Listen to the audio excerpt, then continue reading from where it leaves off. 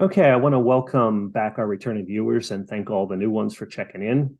Today we have Coach Paul Kurtz from Southeastern University to talk a little bit about the school, the team, and what makes both of those experiences unique for interested athletes. This is sort of a speed dating approach to college recruiting to help coaches looking for race walkers to get exposure for their programs without having to reach out to individual athletes and or their high school and youth coaches and vice versa. Before we get started, just our daily reminder to subscribe to the channel so you're notified of new content when it's posted. Coach, it's great to meet you and thanks for joining us. Thank you. And we don't want to, take a whole bunch of time to go through this, so we'll just jump right into the questions. So tell our viewers and potential recruits about your school and what makes it unique for them. Well, first of all, thank you so much for doing what you do. I really appreciate the information that I get from your Facebook page and from your YouTube page, and just the connection between high school and college is always good to have somebody who's working for those kids to help them find places that fit their needs. So thank you very much for that. But Southeastern's in Florida, and it's pretty much right between Tampa and Orlando, about halfway between both those places. We are a Christian school of about, they say 9,000 to 10,000, but on campus it's about 2,500. And, it's just a beautiful place here in Florida. We don't have to worry about the snow. I coached up in New York for many years, and that was one of the nice things, is not having to come down here and worry about snowstorms all year. But so it's a really good place as far as the weather.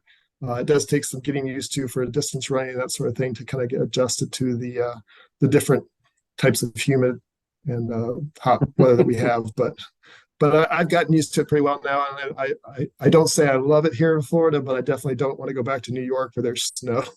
Mm-hmm. But anyways, I really love working at Southeastern. I think what makes it a unique place is, again, that it's a place where if you're looking to grow in your spiritual life as well as your academic life and your athletic life, I think this is a place where you can find that. And we just, want to try to build people up on all those different areas. It's not just about athletics here. It's not just about your academics, but we also want to help you grow as a person and spiritually help you grow as well. And you've got Disney and Universal. Yeah. Right there. Yeah, Disney's about 45 minutes away from the school. The beach is about an hour and a half to the West Coast and about 2 hours to the East Coast. So you can get either a little more waves on the East Coast if you want that kind of thing. I was pretty much a Disney freak for about the first 10 years that I was here, 8 years or 9 years that I was here.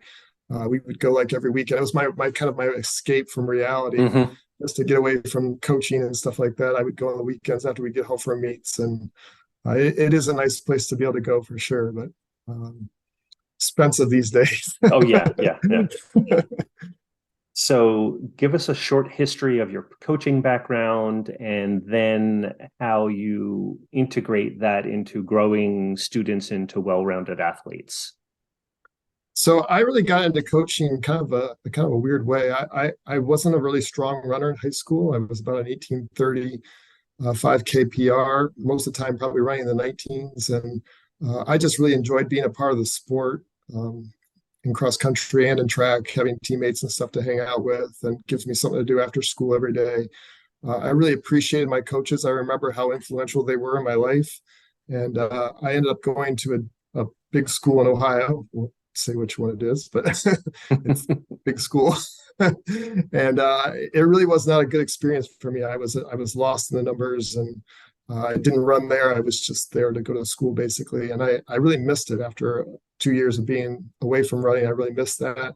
And I ended up transferring to a small school in Pennsylvania, where again, I didn't think I was probably good enough to run, but I actually asked around when I was looking for schools, and the coach at at the school that I went to um, said basically, if you're willing to work hard and commit to doing what we're doing, you can be on the team. And I was really excited about that. So I went gung ho and started doing things I'd never done before, which was pretty much running. In high school, I just kind of, did what I wanted to do. But in college, I took it much more serious. Yeah. So I took it a lot more seriously. And, lo and behold, I actually was a pretty good runner. And I dropped my dimes down to the 15s for a 5K and Nice. Just got really, more excited about the sport. But I also got excited about what I was learning from the sport in other areas. And my coaches had a lot to do with that, just helping me grow as a person again and helping me grow spiritually. And it just made me kind of fall in love with that idea of maybe this is something I'd like to do as a profession. So, make a long story short, I ended up graduating, and I found out probably about 6 months after I had graduated that there was an opening at a school in New York that I applied for as a coach, and they hired me as a new grad, which is kind of crazy. I started working there, and it was just, I fell in love with coaching. It was just the best thing ever. And to see people again have the opportunities that they have in college, and to grow during those opportunities, and to see how you can change and manipulate people. I don't know if that's a good word to say, but just be a part of their life, basically, just to help them see the things that they can grow from and become better at, was just a really great thing for me. And that's kind of how I got into it. And I had a lot of success too, which is really great. Our team won the NCCAA national championships the second year I was there in cross country. And we ended up having a very strong team in the state of New York.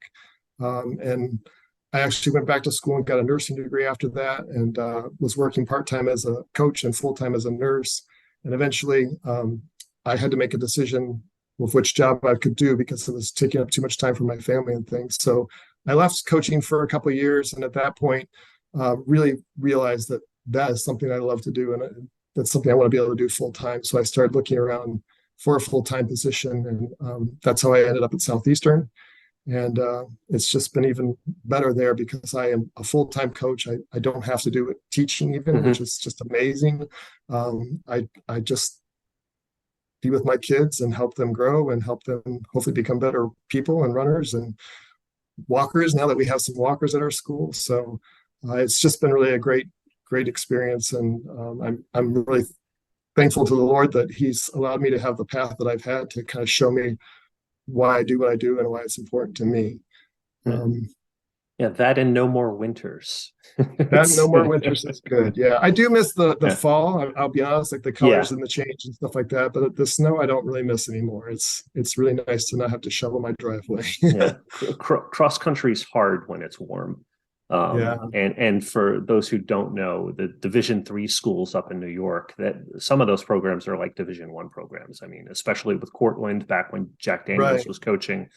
You did not want to run against that team. No, we got destroyed by them all the time. Yeah, it was crazy. Miserable. Yeah.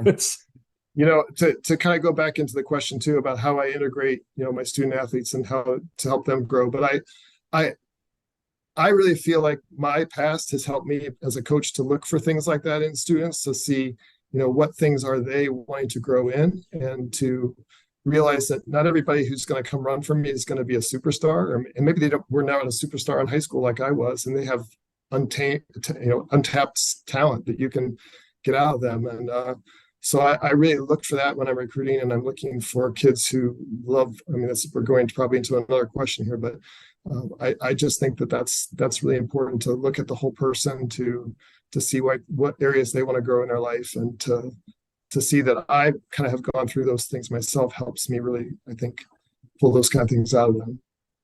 Yeah, you did segue right into the next question, which is what are the important qualities in a potential recruit that you try to identify? Yeah. So like I said, I think one of the most influential things that ever happened to me in my life is when my coach at my old school, when I was an athlete, said to me, like, I'm willing to let you do this if you can work hard and commit to doing what you're going to do. And it's a simple thing, but that's something that I tell every single one of my recruits. Do you want to work hard? Like, is this something you want to put the time into? And do you want to see results come out of it? Are you going to commit to it, and put that time into it when you may know that you're not going to be able to hang out with your friends? Or here in Florida, we run in the morning, so you may have to go to bed at 9 o'clock or 10 o'clock at night so you can get up at 5 o'clock in the morning. Yes. Those kind of things are great when you are not great when you actually do them, but when you are thinking, well, I want to be a part of a team just like I was in high school. It doesn't sound like that big of a deal, but it's a big deal. Like, it's tough to get up every morning and go out there and run.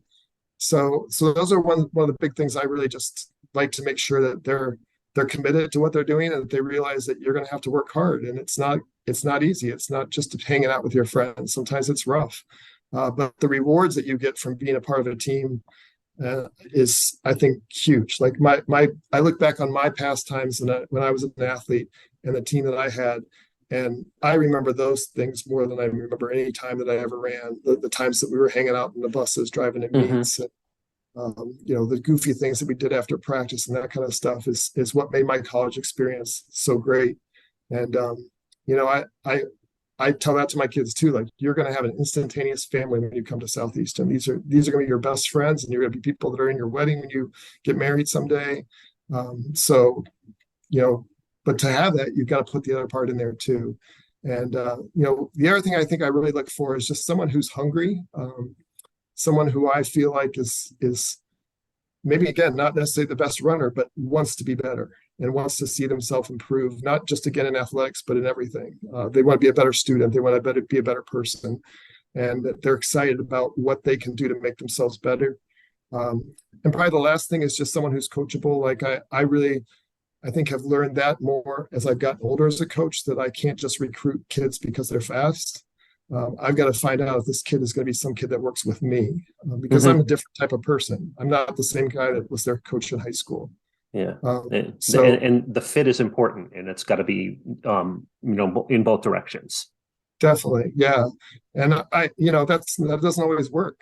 I've had kids that have come into my program and they're like, what is this that we're doing? Like, that my coach never did stuff like this before. And I'm like, there's a lot of different ways to do things. And I'm not saying my way is necessarily the best way, but it's what I've been doing all these years, and I've had success with it. So, I think that's another thing. Maybe you call it buying into the program or whatever, but that's a pretty big deal to me now. And it's, like I said, more as I've gotten older, just because if you've got that clashing between two people that they don't believe in what they're doing, it's probably not going to work very well. Okay. And so what are the goals, and how do you set them for individual athletes and the team on an annual basis and over a 4-year period? So I again, this is something I've kind of changed a lot while I've been kind of getting older as a coach. I used to have goal sessions right like the first week of practice and stuff with every single one of my athletes. And we would write out papers, and I would set them aside and think that I was going to look back on them and go through them and say, oh, you're meeting this goal, this goal. And I never did it. Like, I would do the goals, but I would never go back and really do things with them. So something I've kind of moved into over the years, and I'll say it's a little different with individuals than with a team. With a team, I feel like that's something you can sit down at the beginning of the season and say, this is what we want to do, and this is how we want to get there. And I think as a group, that works really well. But individually, I found actually personally that it works a lot better just to talk and meet with people on a weekly basis. We don't necessarily do it anymore on a weekly basis because our team has gotten so big that we have to do it like every other week. But I meet with my kids every other week for about 30 minutes. And we just talk about their life and what's going on and how they're doing and how their last race went, or how their last tests went, or, what things they're struggling with at home or whatever. And that helps me in the moment kind of see what is their focus, and I can help direct them to whatever, maybe we've talked about in other meetings that they're saying that they want. So, maybe they've come out of an earlier meeting saying, I really, really want to run a certain time or walk a certain time by this date. And, it is a goal, and we've talked about it. We've probably said, yeah, that's a reasonable goal. We can work towards that. But as we're having those meetings, I can change those, or I can help them maybe see that that's not a realistic goal anymore, or maybe that's too low of a goal or whatever. And it really has worked, I think, better than just sitting down and saying, this is what we're going to do this season. And again, not necessarily keeping up with it. So obviously the things that I want to see them do are holistic, just like I've been talking about with a lot of other things. Like I don't just worry about the track. I worry about how their academics are going. I worry about how their life is going. Because we are a Christian school, again, I really want to know that they're growing spiritually, and what are they doing to make that happen? Like, what things are they trying to plan in their life to make that happen? If studies have been a struggle for them, then obviously we're going to work on that area too, and make sure that they're doing things that are helping them reach their goals for that. So like if you were drawing a Venn diagram of it, and for the people who don't know, that's where you draw the circles and they have the thing in the middle. Yeah. It's whole athlete and whole person, and then you get that little spot in the middle, Yeah. and that's where they're, kind of, yeah. And you know what? achieving. It's kind of funny because, I was a nurse for 12 years, and nurses are holistic. That's what they teach you in school. It's like all about holistic. And I used to hate it in class. So they would bring that up every single day, it seemed like. And now it's like part of my coaching style. Like, it's just, and it is so true. Like, you cannot, at least in my opinion, you cannot have a good athlete if they're not having a good home life, or if they're struggling in school. Like, those things don't mix together well. If they're not all happening in a good way, something's going to suffer. A good example of that is, I cannot talk about what happened to me this track season. Is I just had my own personal first national champion in the 10,000 meters. And the young lady that did it, Julia Rome, was a nursing student at Southeastern. It's a very rigorous, tough degree to get anywhere you go. And her first 4 years at Southeastern, while she was in the nursing program, was actually very, very stressful, very tiring. She ran really well. She kept getting a little bit better every year, but I never saw her feel like she was, at ease or anything. She was always stressed. And we would talk about that a lot. And there were some years that, again, she was less stressed than others and less tired than others, but it was always there. So she came back for her COVID year this year, that extra year that they got because of COVID. And she's now a grad student who has 6 credits instead of 18. 18, yeah. Yeah, she's working like 12 hours a week to make a little bit of money, but it's just a piece of cake compared to going to nursing school and clinicals every other day. And the girl's just running like a beast. Like, she's just took off this year, and she goes to the 10K, drops like 2 minutes off her PR, and wins the 10K national championship. And really the only difference what we did this year was take away that stress. Yeah, and it's like extra rest. I mean, it coincides with how important rest is for an athlete. Right. So I think it's something, again, as I've grown older, I just realized how important all those different parts of your life play into everything. And athletics plays into your other parts too. Like, if you're running poorly, you're probably not going to do as well in school. You're probably going to be more stressed about that. And so that's kind of where my goal setting has gotten to. It's just really, it's an ongoing process with us. Like, we just constantly are talking about things and looking and changing, and to write it down on paper it almost seems like it's almost more stressful, because you've got this thing where you feel like it has to happen, and if it's not happening, you're failing. And life isn't like that. It sounds very similar to my own coaching path, where I used to be very rigid and organized, or organized to a fault. And then you learn, like, there's the science of coaching, and then there's the art of coaching. And now I'm more in the art of coaching, because I know the science, and you've been around long enough to you know what works and what doesn't work. And then it's kind of figuring out where and when to put things, and it becomes more of an art form than strict hard math, which is what it always was when I started. Yeah. You go out, I don't know if you went over to the convention for the USA Track and Field Cross Country Coaches Association. They do a convention every year, and they have symposiums, and these D1 coaches get up there and talk about, this is what I do with this stud that probably would run faster than any guy has ever recruited, even if he didn't train. He would win the Belmont, and the Preakness. And as you get older and you go to those things, I go to them just because I feel like it's good to hear and learn and stuff like that. But a lot of it just comes back to, again, like, just making sure, I think, that they're running, first of all, that they're enjoying what they're doing, that they have that passion inside them to do it, and that they're seeing results from it. And if you have those things happen, it becomes very, very cyclical, and it grows and grows like a snowball.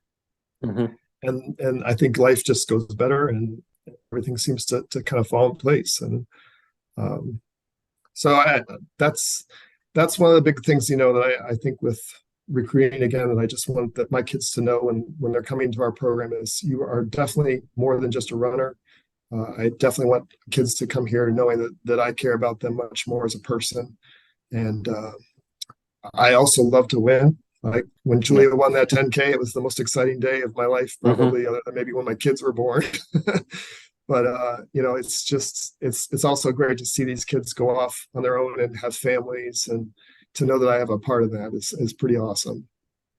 Okay, so we are just getting towards the end here, so we're going to do our little fun mystery question. If you could be a superhero, which one would it be and why? Oh, geez. Dead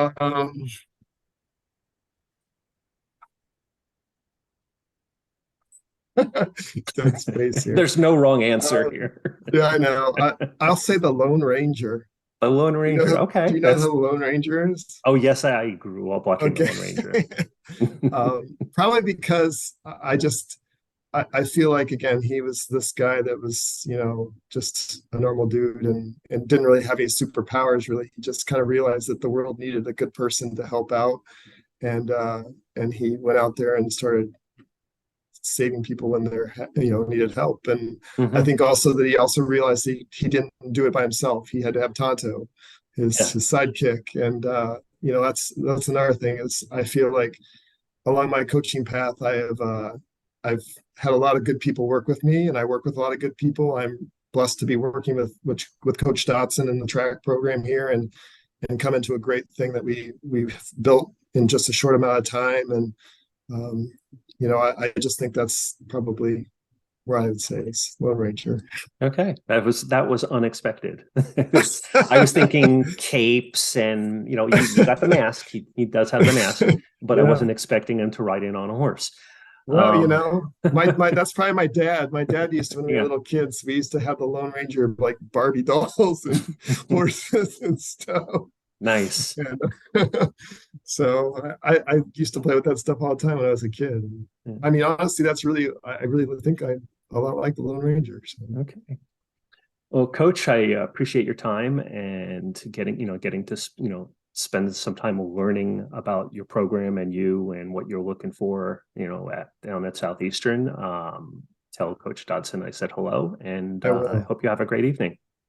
Thank you very much. I appreciate it again for you doing this. And I love track and field. I love cross country, and I'm really actually a big fan of the race walk, and I'm excited that we're starting to get some kids coming down here for that. So we're going to keep looking for them. We definitely are into that and hoping for more.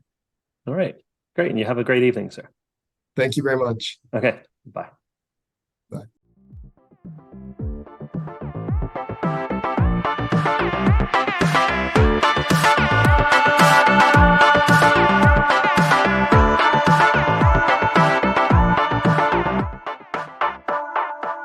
Bring the funk back.